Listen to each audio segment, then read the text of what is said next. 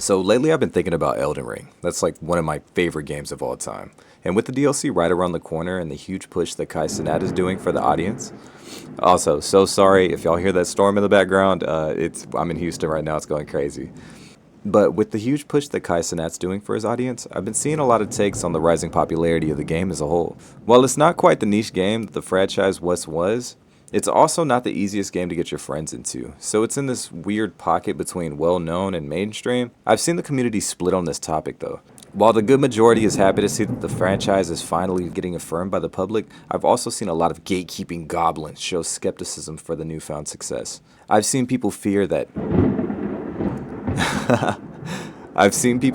From Software will compromise the integrity of their game to satisfy the masses. And I do agree that if From Software does trivialize the game too much, it will definitely ruin the experience for me. But I really don't think that that's the case. I feel like the big three things that make a From Software title so special is its intricate storytelling and world building, its unique and challenging bosses, and its intricate and diverse build crafting. I feel like as long as these three things aren't compromised, the popularity of the game shouldn't mess with your experience at all. Although Elden Ring is a lot more accessible now and it's made it a lot easier for people to get into the game, I feel like it's only excelled in all three of those areas. The game has such an intricate lore that you could watch videos on this stuff for hours and still not even really understand it. The game has arguably some of the best boss fights in the whole franchise, like Melania, Godfrey, and Malekith. The game also provides such a variety of weapons and fighting styles, you're kind of forced to replay the game in order to really try everything out.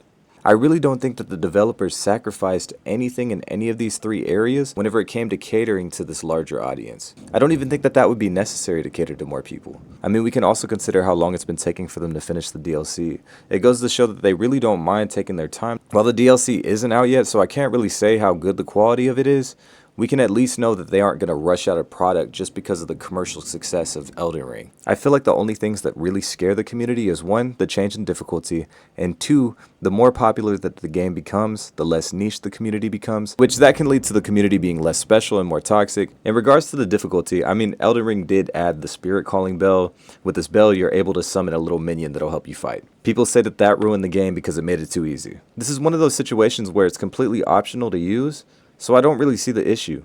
If you don't like it, don't use it. You can choose to play the game in a way that'll make it more challenging for yourself. I honestly think that it's nice that people have options to help them progress through the game. I mean, if you really think about it, it's not that different from summoning people to help you out in the previous Soul games. The only difference is that you don't need the internet for this one. And I mean, that's the thing. The Souls games have always been about how difficult you want to make it for yourself. You've always had the option to sit back and spam magic while summons mess up the boss. Even in Dark Souls 1. It's really not that new. Most of the difficulty in the Souls series comes from the unfamiliarity with the mechanics. I feel like having the game introduce you to the mechanics a little bit better doesn't really mess with the experience that much. And if you care that much about how people choose to play the game to the point to where it ruins your experience, that's more of a personal issue. Now, whenever it comes to the normies are going to kill the Souls series thing, I could definitely understand that sentiment. Whenever a community starts to be diluted by the masses, sometimes it's really hard to counteract the community being watered down. Less people are bowing before dueling, a lot more toxic players come from more popular sweaty games, and they start min-maxing like they're getting ready for VGC.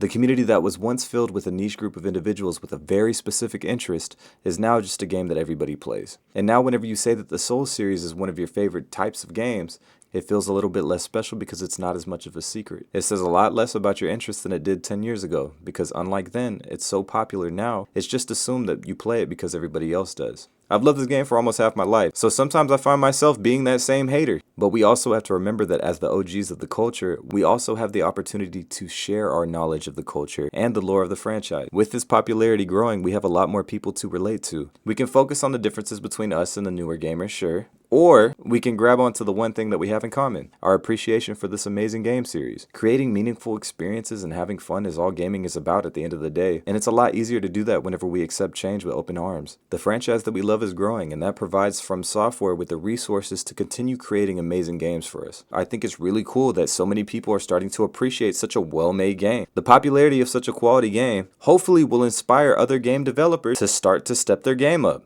but only time will tell. And that's really all I have to say about that. So if you enjoyed the video, I would love to get this video to like 50 likes. A subscribe is always appreciated. And until next time, I'll see you.